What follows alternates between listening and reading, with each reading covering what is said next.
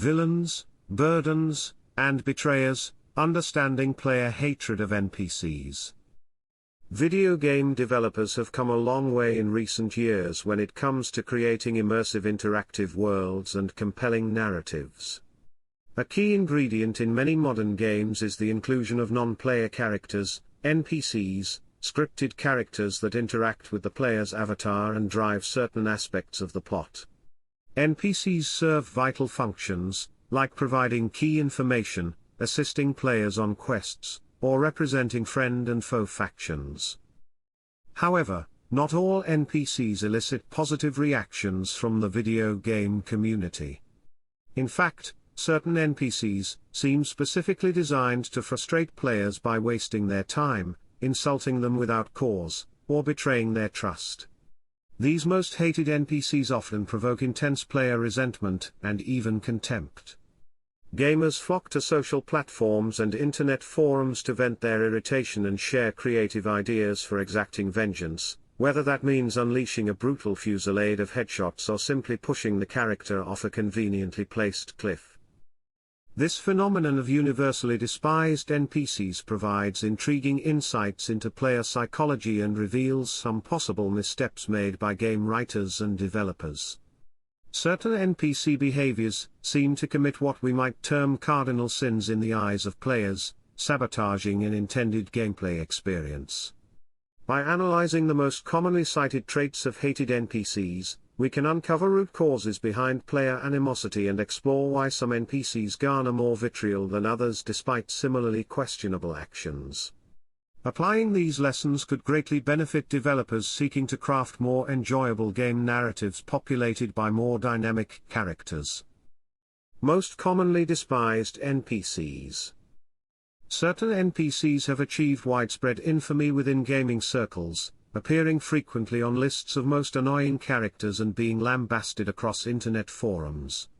While personal preferences will always differ between individual players, these NPCs elicit nearly universal hatred for their behaviors that seem almost deliberately designed to frustrate players.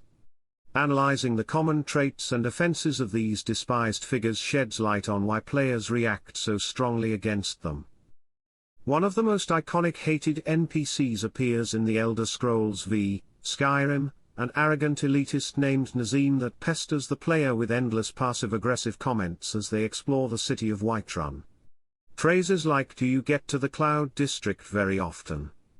Oh, what am I saying? Of course you don't" exemplify his pretentious, mocking dialogue. As many players point out, Nazim himself actually spends all hours just idling around town rather than visiting the aforementioned Cloud District. This contradictory condescension serves no purpose other than to belittle the player, damaging their ego. Red Dead Redemption 2 features another prime example in antagonist Micah Bell. As a villainous member of the Central Gang, Micah commits heinous misdeeds that often affect the player's allies and world. However, the game fails to provide the key gratification of allowing the player themselves to kill Micah in revenge. This unresolved narrative arc surrounding such a vile, disruptive character leaves players feeling extremely frustrated, even cheated. Micah Bell elicits immense hatred both within the context of the game and on a meta level regarding his function as an antagonist. The Pokémon series contains the notorious Mindy, who promises the player a trade of her Haunter in Diamond and Pearl. However, she has deliberately attached an Everstone item to prevent Haunter from evolving into the superior Gengar once traded. She then berates the player for failing to realize her deception in advance. This NPC interaction amounts to outright betrayal, taking advantage of player trust in a transaction, and demonstrates a level of unnecessary malice from the developers. Mindy's legacy lives on through memes branding her a scourge upon the Pokémon community. Reasons for NPC hatred. When examining the most commonly despised NPCs across popular games, clear patterns emerge regarding their offensive behaviors and the resulting factors that seem to inspire player hatred. We can broadly categorize these behaviors into a set of cardinal sins based on how they negatively impact the player's experience. The first cardinal sin resembles pride, dialogue and actions that mock, demean, or talk down to the player. Nazim from Skyrim serves as the poster child here with his repetitive quips doubting the player's status. After investing hours into a game developing one's avatar, players understandably react poorly to another character arbitrarily insulting their accomplishments. This ties closely to the next cardinal sin, refusal to recognize the player's investment and achievements. The council characters from Mass Effect commit this offense by doubting Shepard's warnings despite repeatedly being saved by the player's efforts. When an NPC diminishes the efforts players have put into a game, it violates their sense of narrative coherence and feels almost personal. Moving beyond wounded pride, we enter the severe sin of outright betrayal. Mindy's actions in Pokémon showcase a level of deceit and manipulation that catches players completely off guard, abusing the implicit trust underlying NPC interactions. Players tend to assume positive intent on the part of characters. Being penalized for this natural instinct results in whiplash sentiments of anger and resentment.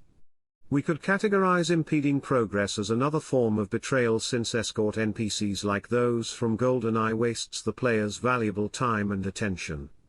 The game designers themselves have now violated an unspoken contract promising reasonable gameplay experiences. Finally, the related sin that earns special contempt involves NPC behaviors that actively harm the virtual world, disrupting players' investments in that game reality.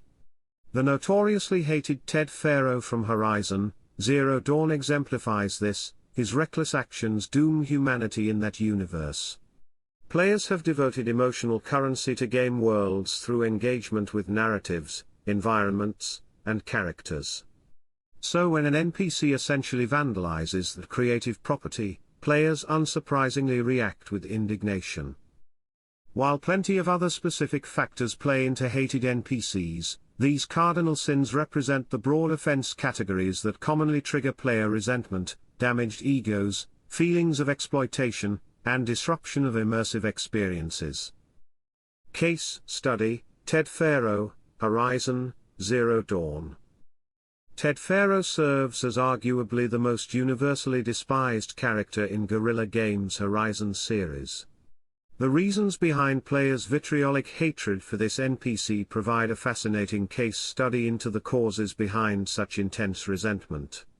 In many ways, Ted Faro represents a perfect storm blending multiple cardinal sins that spark a volatile reaction from players.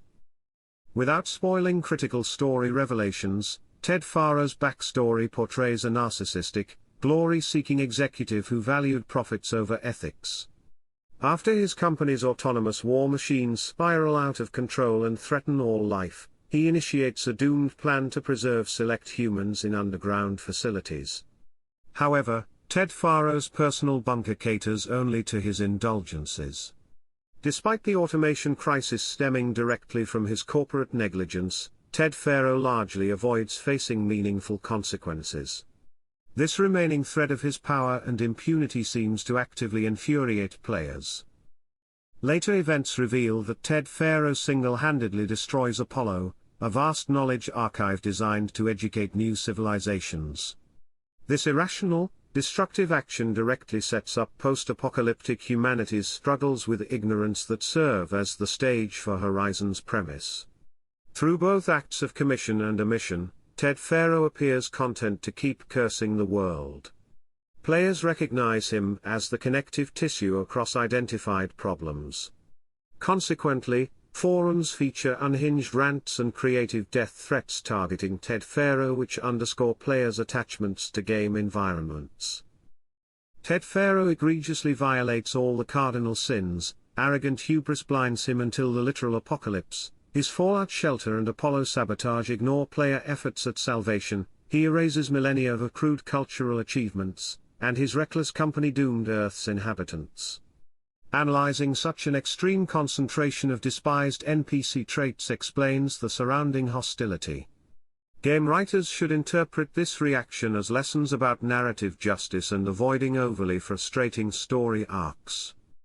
Conclusion? This examination of universally hated video game NPCs reveals intriguing insights.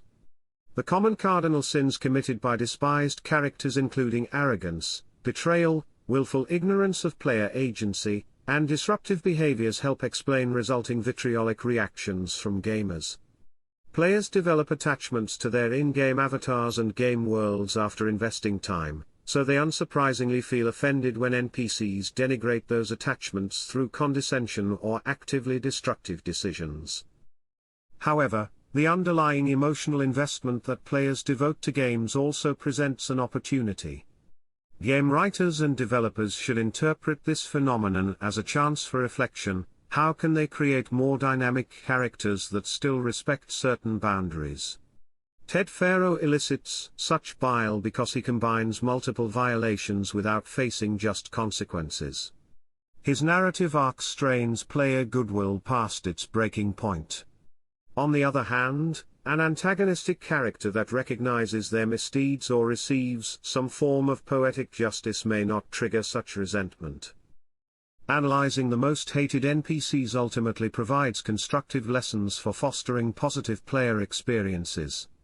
If developers understand cardinal sins that sabotage enjoyment, they can intentionally subvert overly frustrating narrative traps.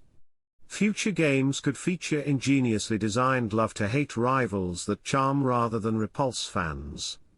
The difference lies in whether NPC behaviors honor the reciprocal emotional contract underlying games' interactivity. Players will always harbor some characters closer to their hearts, but imaginary figures who breach sacred trusts court digital damnation.